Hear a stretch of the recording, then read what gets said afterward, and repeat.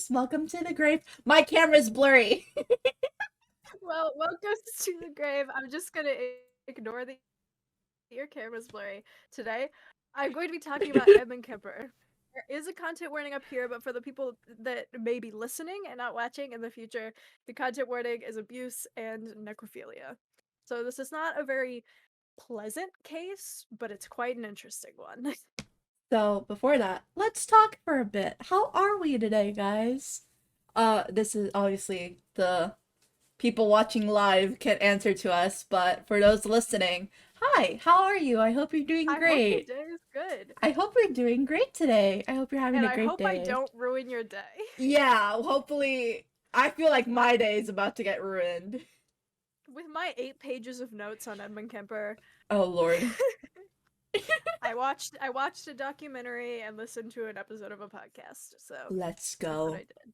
Let's go. I'm so excited to get The traumatized. documentary was good, but like it was an oxygen documentary and I kept getting so many ads. It was annoying, but Oh, like whatever. It gave me no, the information I needed. But that is not important. Should we get started? It's my case. I guess we could just yeah, we can get just started. get started. I'm so excited. Okay. Let's go. So I have already mentioned that today we're going to be talking about Edmund Kemper, but I'm going to start from the end and then go to the beginning. So, on April 24th, 1973, a 6'9" Edmund Emil Kemper III got into a phone booth in Santa Cruz, California, and called the Santa Cruz Sheriff's Department and said, "Last Saturday morning, about 5:15 a.m., I killed my mother, and approximately 7:15 that evening, I killed a friend of hers." And then, when asked why he gave himself up, he said, "The original purpose is gone. I just said to hell with it and called it off." And you don't get to know what the original purpose of whatever that is until the ending. I'm So I, let's start from the beginning. I'm sorry. You said Ed, 6'9"? yes, 6'9". I think 100 Jesus. 100 or no 285 pounds. When in the documentary I watched, they said he was basically bigger than the phone booth, and when they went to arrest him, he could rest his hands on top of the phone booth when they were searching him. Yeah. What the hell? Sorry for Yeah. interrupting. I just couldn't No, get it's over all right. that. He's crazy. Oh God. But let's start from the beginning. Edmund Kemper, I'm just gonna call him Ed or Kemper. I think in my notes I go in between the two. I'm not sure why. Mhm. Ed was born on December 18th, 1948 in Burbank, California to Clarnell Kemper and Edmund Kemper Jr. Ed's childhood was not great. From around the age of 9, he witnessed his parents' intense fights, and they were usually led by his mother. And his father ended up leaving the family when he was 9, and left Ed with his mother. Um, a quote from Edmund Jr., Ed's father, he was a veteran, and he said, "Suicide missions in war times and atomic bomb testings were nothing compared to living with her." And that's how he described Ed's mother. Damn. Um, Clarnell was a raging alcoholic who psychologically and emotionally and verbally abused Ed. Damn. And Clarnell said that he didn't like that she never treated Ed with any respect or even just like treated him as a human because she in her mind if she did it would turn him gay. So What? she was quite the woman. What the Um hell? and his mother like frequently called him a freak and a real weirdo, which I find rude because like real That's weirdo so weird. sounds like it would be a compliment if it was not coming from Clarnell. Exactly, yeah. Like I'm a real weirdo. Like I have a true crime podcast Like, about look at me. us. Look at us right But here. like Clarnell is a mess of a human. Um he did have a younger sister and an older sister, Hmm. and he played games with them as a kid. He made up these games. These games were called Gas Chamber and Electric Chair. In Gas Chamber, he would have his sisters lock him in a room and pretend to flip a switch, and then he would pretend to die by gas. What? And then in Electric Chair, it's around the same, where his sisters would pretend strap him to a chair and then pretend to flip a switch, and he would pretend to die. Like, What there on were a lot of earth? signs as Yeah. a child. His mother was actually afraid of him, which like as much as I hate Clarnell, I understand. Yeah. Um but his room was it was the basement, but this basement had no lights and no windows, and the only entrance and exit was a trapdoor that locked and was under the dining room table. So the only way out of his room was Clarnell letting him out. What the So he was hell? just trapped down there. What? And this story is just interesting because it's like red flags. When he was young, he had a crush on his teacher because like some kids like do that when they're young. Yeah, yeah. And he told his sisters about it. And when he told his sisters teased him and said, um, it was like, "You should kiss her. Oh my god, you have a crush. Kiss her." And he said, and his response was, "If I kiss her, I'd have to kill her first." So there was Whoa, okay. definitely something going on there. I actually did not write down the quote that I texted you. This is okay. This is him describing what he thinks when he sees a woman. He Yes. said, "One side of me says I'd like to take her on a date. The other side of me says I wonder what her head would look like on a stick." Something that is so interesting about this case to me is you could sit down with him. He's still alive. We could go sit down with him N- and be like, "Hey, Ed," and he'd be like, "Okay, so this is why I did it." Like you don't he just talks and talks and talks, and that's why there's so much information on everything that he's done in his entire life is because he loves to talk about things. oh, So like it's a wow. fascinating case. You can definitely see a lot is wrong with him. Um but yeah. Um Also in his childhood, I have a lot of stuff on his childhood. Oh, Uh, good. he, um, his sister had a ton of dolls that she loved, Mm-hmm. and Ed started like taking them and like cutting off the heads and arms and legs of these dolls. Um, but sadly, I'm not gonna go into it at all, but this is a trigger warning for animal cruelty. Oh, no. When he was around 10 years old, the family's cats and the neighborhood animals started to go missing. And I'm Oh. not going to get into the specifics of that because that's horrible, but that is a big like sign. Oh yeah, and also somebody in my chat said didn't Ed have a high IQ? I did forget to mention that his IQ is 140. So he's like a Oh, brilliant wow. monster. I don't know why I don't have that in my notes, but like he's quite a conundrum. Um Jesus. but yeah, around the age of 15, he got tired of Clarnell's shit, which, like, I get. And he ran away to his father's house. Mm-hmm. And I didn't write, it was also in California, but in another place. I don't know why I didn't write down where it was. But at this point, his father had already remarried and had a stepkid. He allowed Oh. Ed to stay in his house for a small amount of time, but then they just decided he couldn't fit into his new family, Oh, which no. Ed, I will say, I hate Ed Kemper, but you can feel bad for the kid and not for like the adult Dodo, because yeah. like he's had so much rejection in Mm-hmm. his life so far, and that was another huge rejection. But after this, his father sent him to live with his paternal grandparents, Edmund the First and Maud Kemper. Ed loved his grandfather, which is weird because he is just a true fucking sociopath, but he clearly did care for his grandfather, which I find very interesting. Yeah. But he hated his grandmother because Maud was very domineering and very controlling and reminded Ed of Mm. his mother, Clarnell. Ah. Um, his grandfather ended up getting him a rifle as a present, What the? and I don't know, they lived on a farm, and Oh, it was okay. like it was around like the 50s, 60s, so like That whatever. makes sense. But Yeah. but he started shooting birds around the farm, Oh, and Lord. him and his grandma got into a fight about that, and his and Maud took his gun. And I believe that this is the argument that led to what I'm about to get to next, but I'm not completely sure. During either this argument or another argument, Ed ends up getting his gun and he shoots his grandmother Maud in the back of the head and a couple times in the back. And I saw in like some sources that there were also like post I don't remember the scientific term, like There were stab wounds after she had died. I don't remember why Post-mortem. I can't. Postmortem. Thank you. Postmortem Yeah. stab wounds to her.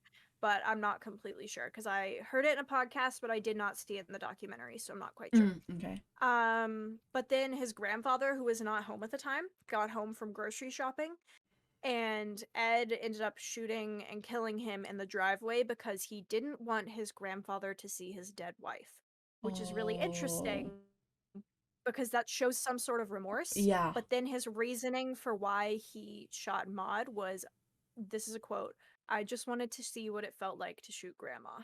What the So, like, there's hell? two, you can tell how he feels about women. Yes. Like, with his grandfather, he's like, I didn't want him to see his dead wife, but with his grandmother, he's like, I just wanted to see how, like, it felt. I just want to see how it's like to shoot good old grandma. Oh Yeah, lord. he's he's Oh interesting. oh gosh. He did get arrested for that. I don't know if he turned himself in or he just got arrested, but he got arrested, and when he was arrested, he was diagnosed with paranoid schizophrenia by a court Mm. psychologist. But then that was later changed once he was sentenced to a mental hospital. He was sentenced to the Atascadero State Hospital for the criminally insane. When he got there, they said he was not insane, and the killing of his grandparents was just displaced rage against his parents for rejecting him, which Oh, makes a lot of sense. it At does. this point, he was only 15, Only but 15. he was only 15, but I have it written down that he was 6 foot 7.5. Oh my god. So that's like, yeah.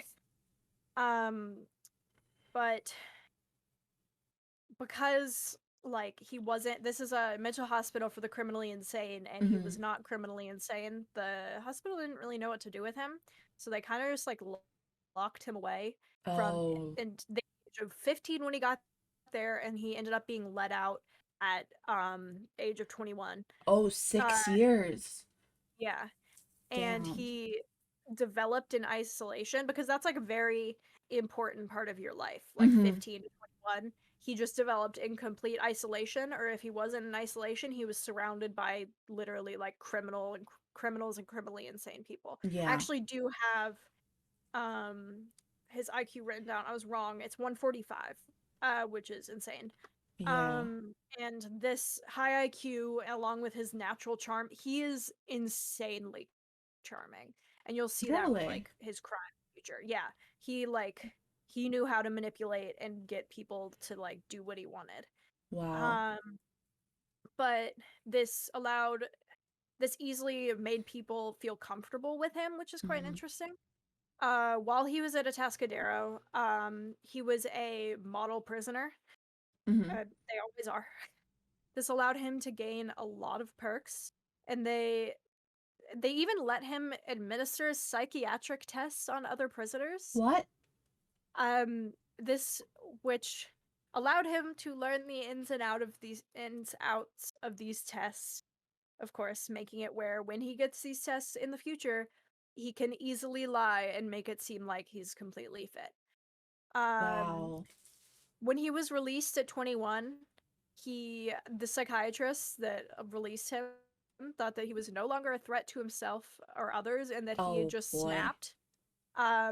And against all of the psychiatrists, I like thoughts where they're like, don't go back to your mother when you get out of jail, just like, or prison or the mental hospital. I don't remember which one is which. Mhm. Anyways, when you get out, like cut off all contact with your mother because she is why you snapped. But then when he was paroled, he was released back into the custody of his mother. Oh, come on. Um, but after being in the mental hospital from age 15 to 21, he didn't know how to fit in with people his age because he was just basically stunted at the age of 15. Mhm. Though he was brilliant and very charming, he doesn't know how to interact with people his age because he's always interacted with not really many people. Um, but it also did not help that his mother was still constantly bullying him and saying things like, woman will never love you because you're a freak and Oh you're a my real weirdo. gosh. And like she was horrible to him. Even after he Weirdly got enough, out? yeah, Oh my god. she never stopped being horrible to him. But weirdly enough, he ended up finding his like place by becoming friends with cops. What? He actually wanted to be a police officer for a while, but the only reason he could not become a police officer was he was too large, because he What? was too tall and like too big, the- which is a lot.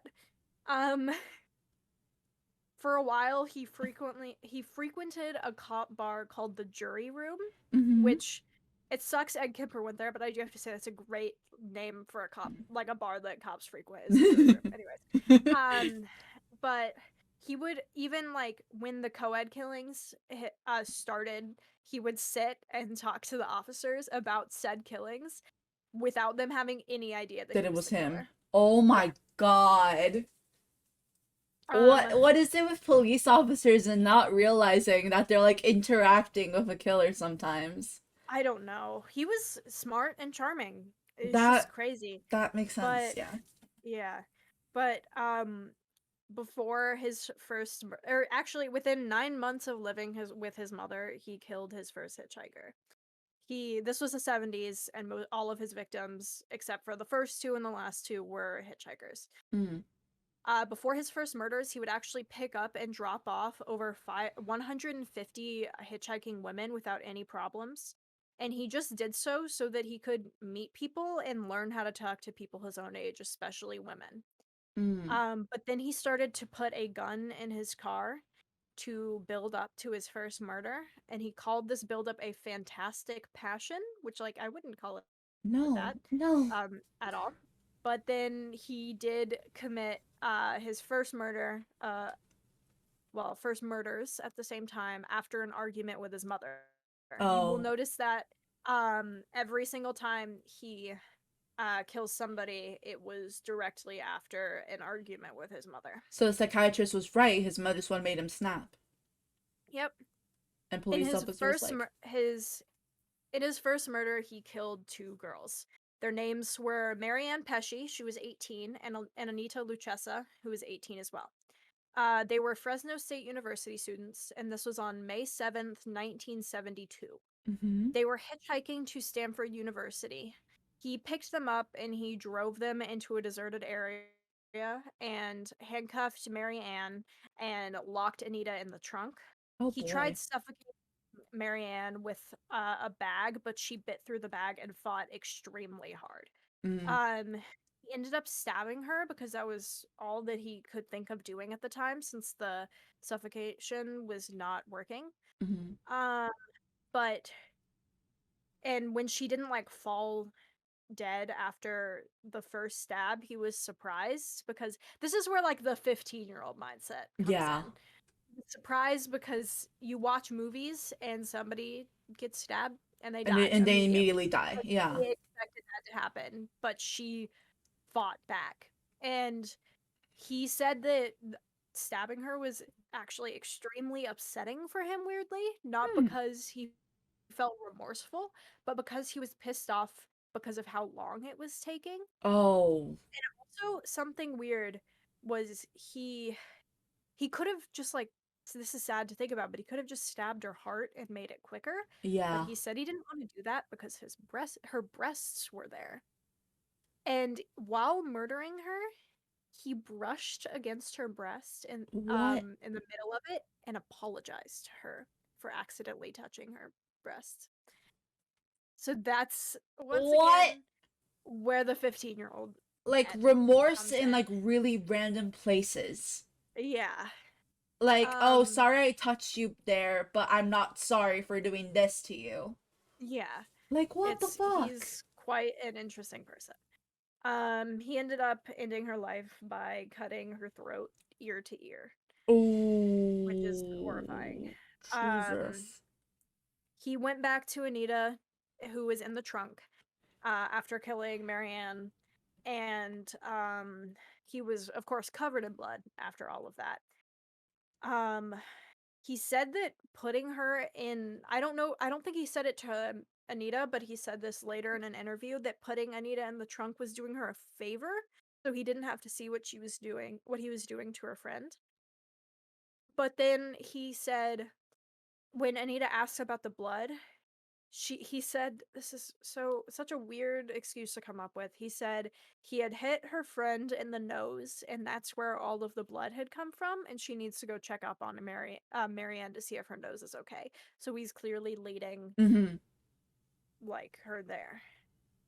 He attempted to stab Anita, but the knife was too dull Oh. after all of that, so he ended up strangling her.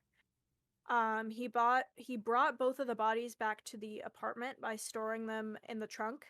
And on the way home, I brought this up last week, not saying like anything about it, but on the way home, he got pulled over by a police officer for having a broken tail light, and he Oh had a Marion Pesci and Anita Luchesa's bodies in the trunk, no. and the cop didn't search the trunk because and just let him go because of how charming he was.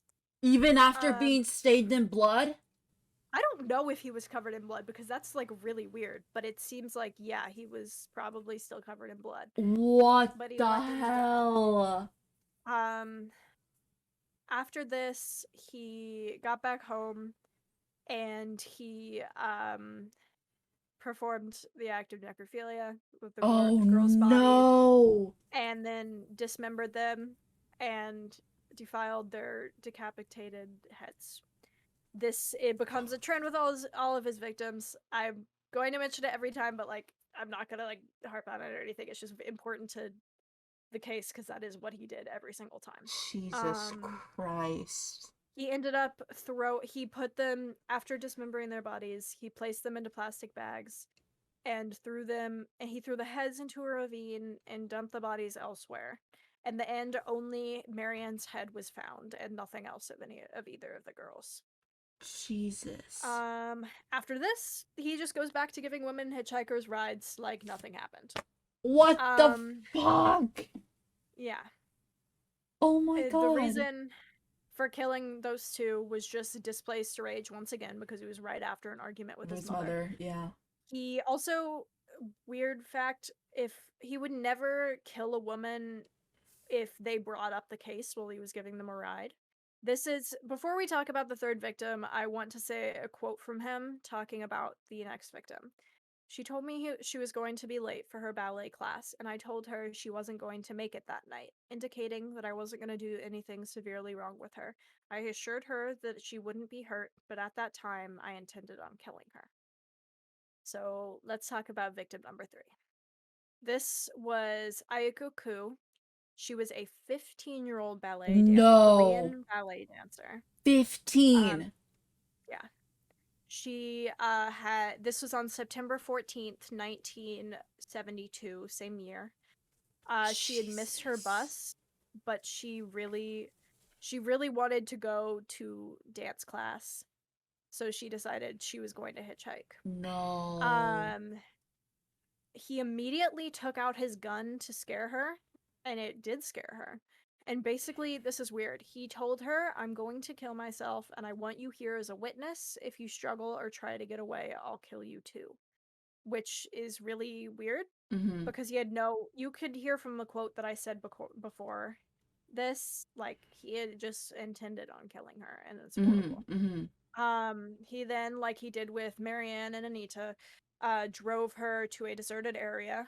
At some point in this area, he locked the keys and the gun in the car with Aikoku and ended up charming his way back into the car and with and she let him back into the car. No, no. Um but in Aikoku, she fought back against him really hard.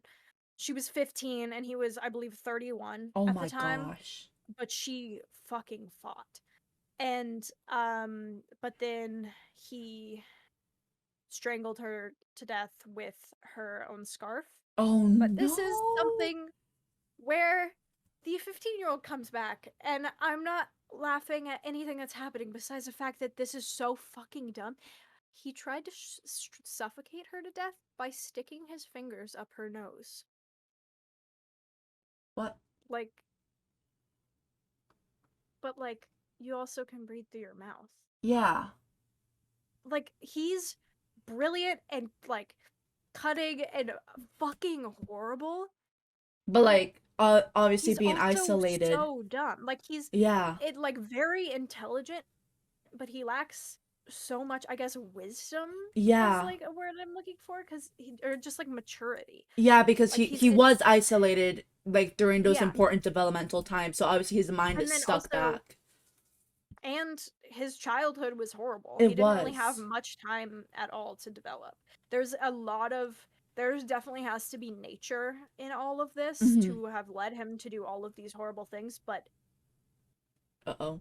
She froze. Ginny, are you there? oh, Oh, there you go. Are you back? There you go. reconnection successful. Okay, my Okay. stream is back up. Okay. Woo! Woo! Anyways, that was a nice little moment of happiness before I For go back before to we go back to traumatizing the everybody. traumatize. Okay. Um back after this, after he killed her, he immediately defiled her corpse. What On does his defiled way mean? home, it's necrophilia. Oh, damn it. Uh yeah. Um on his way home, he with her, I believe in the trunk, he stopped for a beer. I went to the bar and stopped for a beer, like got a beer and chatted with people. And then he got home and he dismembered her corpse and defiled it once again. Her Oh body was my actually never god. found. This Really? shows another thing about how he likes to talk because he we know all of this without even having her body. Yeah. Um but also, on the way of disposing of her decapitated head, he stopped on his scheduled court mandated psychiatrist appointment. Oh And my god. at that appointment with her decapitated head in his trunk, he was officially deemed no longer to be a threat to himself or others. You're kidding me! While he had the decapitated head of Ayako Ku and a 15-year-old girl who just wanted to go to ballet class in the trunk of his car parked outside. Oh my god. Is that how charming he was? That he could literally like get his way Yeah. out of it and be like, yeah, I'm totally not a danger to society anymore. Has the body of a young girl in his trunk. Yeah. Remember also he with the whole thing where he got to administer those psychiatric tests while at a Oh yeah, Tuscadero state right. prison or a state mental hospital. He knows the How correct answers to make yeah. him seem like sane. He is technically sane. I wouldn't say anything he's doing is sane, but like he's criminally sane. I just hope um that the people that are listening know if you can't see me, I am in disbelief and I am like throwing myself around my chair. Yeah, I was like that when I first found out about this case, but after just doing so much of this case for the past week, I'm just like, ugh, I'm just so done with it. It's so Anyway, frustrating. yeah. At this point, after three hitchhiking hitchhikers from the same Santa Cruz area had gone missing, the police started saying don't accept rides from strangers, Hmm. obviously. But this was the 70s, everybody was accepting rides from strangers. And look at Um us now, Uber. Ooh, I didn't even think about that. Uber's better than hitchhiking. Anyways, at this point, like I said, police started saying do not accept rides from strangers. Hmm. But police were also saying do not, especially do not get in a car if the car does not have a university sticker. I'm not quite sure why they said that. It was Hmm. probably like they know their staff, so like they know none of their staff would do this. Hmm. But guess who had a university sticker on his God car? damn it! Edmund Kemper. His mother Ah, worked at UC Santa Cruz, so ah. but with his mom working at UC Santa Cruz, he attributes why he killed co-eds to his mom working with them because here's a quote from him. They represented not what my mother was, but what she liked, what she coveted, what was important to her, and I was destroying it. So there's that. Um, at this Oh my point, I god. believe he had been living in an apartment with like another with a roommate, but his mother would like still come visit him and torment him for some reason. Mm. At this point, as you would expect, you don't get a lot of money for murdering people, so he No. could no longer pay his rent, and he ended up moving back in with his mother. No. Great idea. Great. Lovely. At this point, I fucking hate this quote from him. He bought a 22 caliber pistol. Don't really know what that is, but that is what he bought. Uh and he quote went bananas after he bought it, which pisses me off because I say that sometimes. Oh no. Like saying like bananas, like Mm-hmm. this shit is banana. You know the whole song. Like that just he ruined it. It's so bad. But yeah, he went bananas when he got this pistol, this 22 caliber pistol. And now to talk about his fourth victim. His fourth victim was Cindy Shaw. She was 19. Once again, he picked her up while she was hitchhiking. I Man. don't have as much information on this one. I'm not sure why. This was in on January 7th, 1973. Once again, after a fight with his mother. Oh my Um, God. he he murdered her by shooting her with his gun. Huh.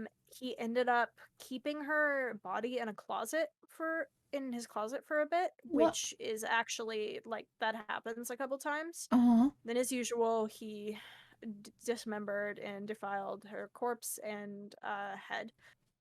But he Jesus dismembered her Christ. with an axe in his Oh. mother's shower, which is another weird fuck Oh you to his mother. no.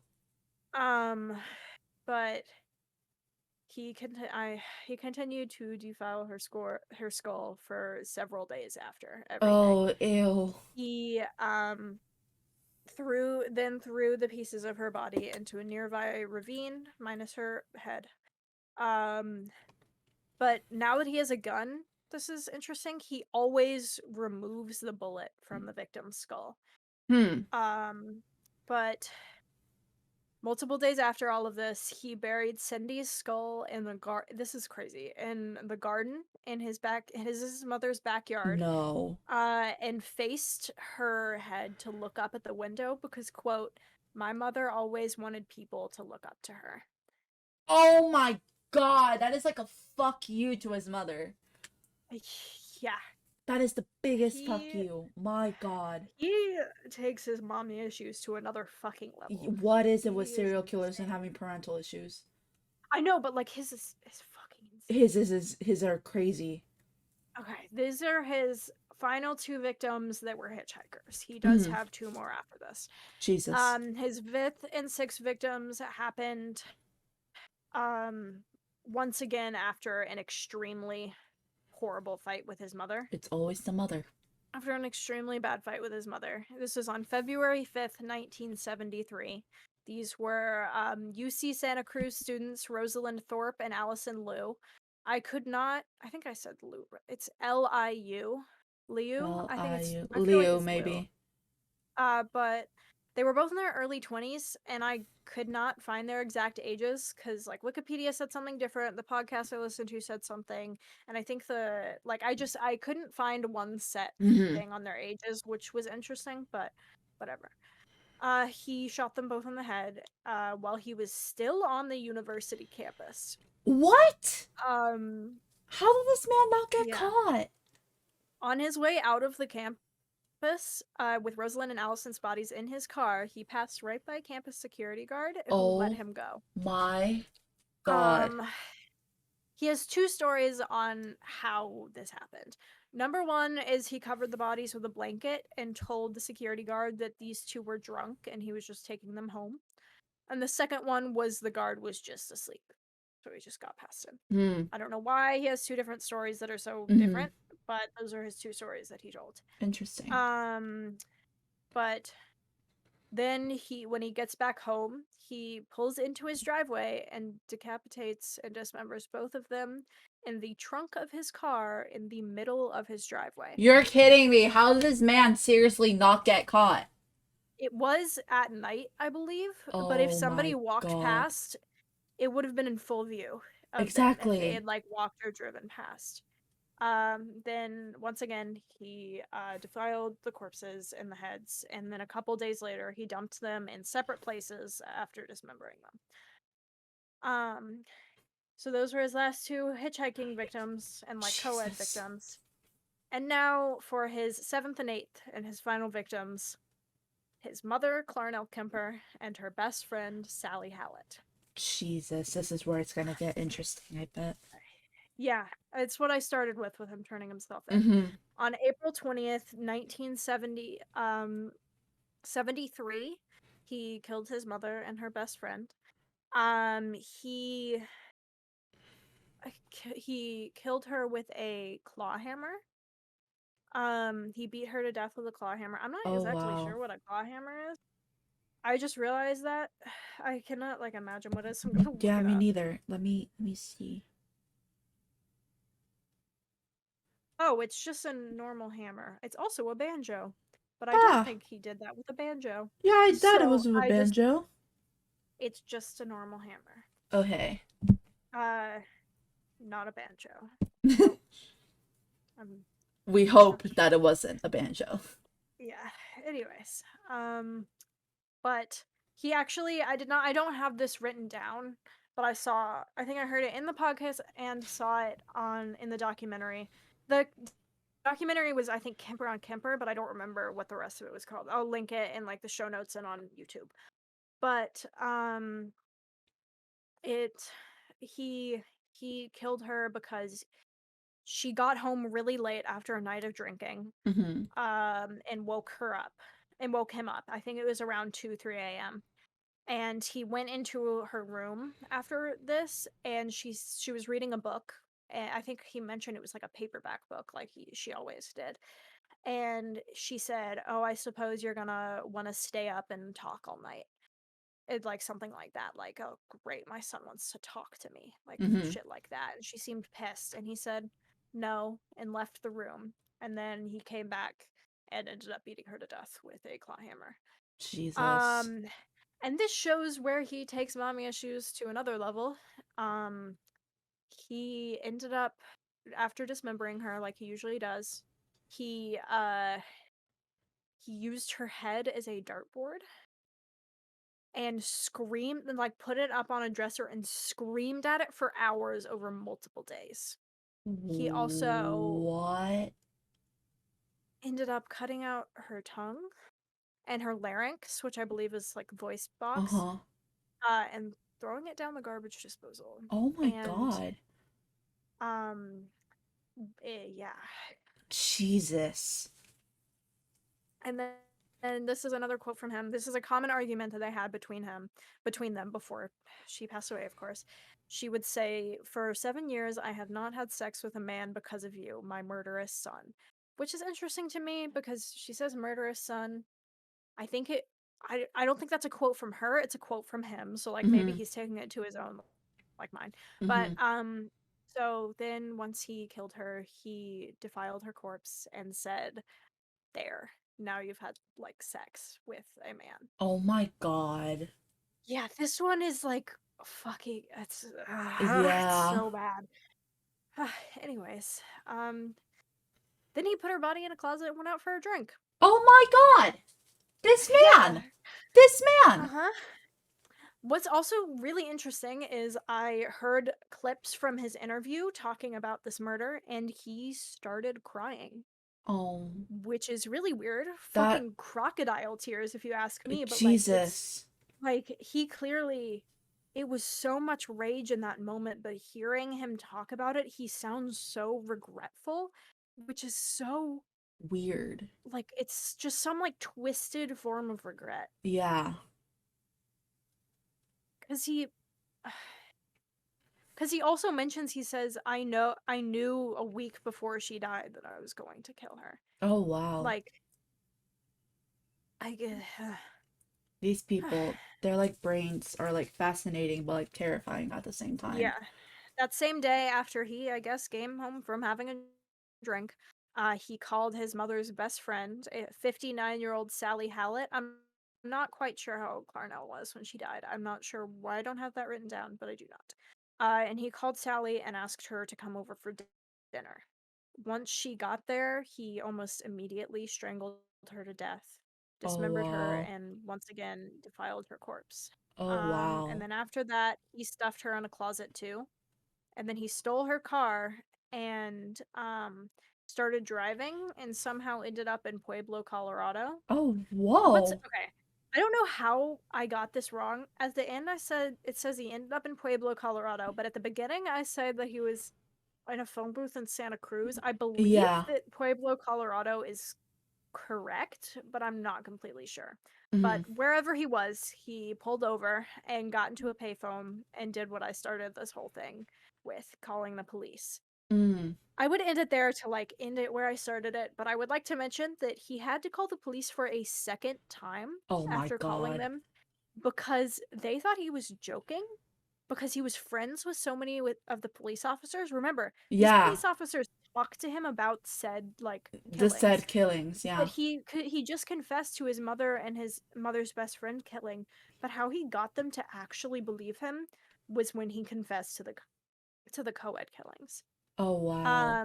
He ended up, I don't remember if he went to trial, but he got sentenced to 7 life sentences, which Oh I my have to god. say, not fucking enough.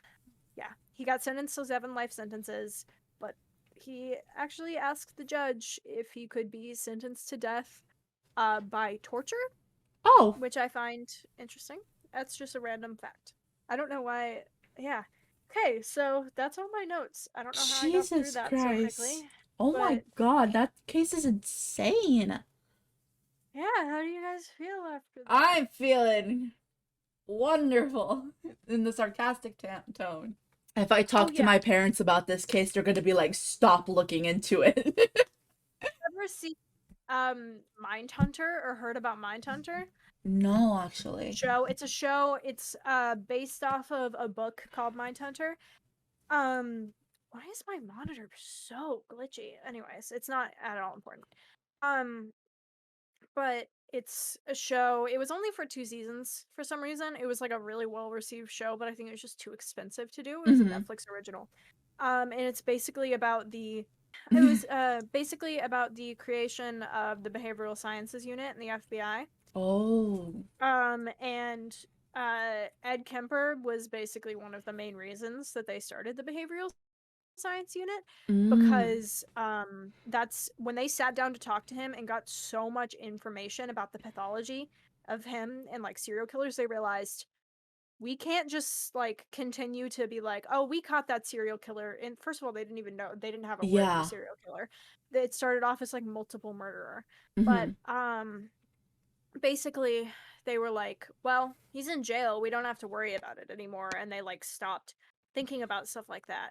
But like when they started talking to Ed Kemper, they were like, oh, now we can understand their pathology and like start trying to prevent it Mm-hmm. and stuff like that because he talked so much about it that he helped like establish the FBI behavioral sciences unit. Yeah. It's a fascinating show. I recommend watching Mindhunter if you haven't already, but I will say it does end on a cliffhanger in season 2 and will not be coming back for season 3. Oh, dang. So it's upsetting, but Is it's a it good show. gory of any sorts? Yeah, it Oh, is. I'll be fine. Uh, but have this is I promise this has to do with what we're talking about. Have you seen the Hamilton Pro shot? Yes. You know the king, Yes. Jonathan Jonathan Groff. Groff. Yeah, he's the main character in Mindhunter and becomes obsessed with Edmund Kemper because he's an FBI agent. He plays the FBI agent that starts the behavioral Oh sciences my unit. god. That's a great correlation. Yeah, because I remember I was watching the pro shot and I was like, why does that guy look so familiar to me? And I looked it up. I was like, fucking Holden. Yeah, but yeah, Ed Kemper is fucking fascinating and Mm-hmm. fucking terrifying. And as Terrifying. much as his case fascinates me, I'm very glad that I'm done with researching that. Something. Why did my sister text me? Am I being loud? This happened last week too. Your sister texted you. It's my other sister. She's. This is really sweet. This is sweet. So we just talked about something traumatizing. Hey, Evie, that's my real name. So I do care if you're podcasting right now, but I know damn well you probably haven't eaten. I have. But she said, so there's spam and spam sushi in the fridge. You need to eat. I can bring you some up if you need. Aw, that's so So sweet. sweet. Anyways, she makes good spam sushi though. Anyways, Ooh. but we have, I don't know what the fuck um listen notes is, because I think it's only a website. I couldn't find Yeah, it. I feel like, I got the email too, and I'm like, yeah, interesting. But we're yeah, we on have, there. we're, oh, you can't see it. There's an ad. Anyways, but there's our episode 1 of the Zodiac Killer. I literally Ooh. listened to our episode How like was close to it? the soul. I was like, damn, we're good. It's on YouTube. I promise our next this episode. Okay, so I'm just gonna say what I hope our schedule is gonna be. Yes. I will be saying we can hold this for like, we can probably start holding this for like a week or two. But I start college very soon, I and I have start no school in fucking 10 idea. days.